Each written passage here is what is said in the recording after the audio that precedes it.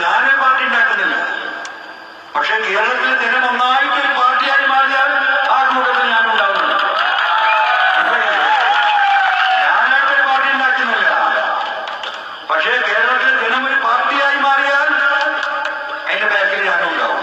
ആരുമില്ല. അത് ജനമാണ് തീരുമാനിക്കുന്നത്. ഇത്തരക്കാര്യം മനസ്സിലാക്കിയത് സത്യസന്ധമായി മനസ്സിലാക്കണം. എന്തിനിത്ര റിസ്കിയാണ് എടുക്കുന്നത്? എന്തിനിത്ര റിസ്കിയാണ് എടുക്കുന്നത്? എനിക്കെന്ത് ലാഭം? എന്തിനിത്ര റിസ്കിയാണ് എടുക്കുന്നത്? എനിക്കെന്ത് ലാഭം?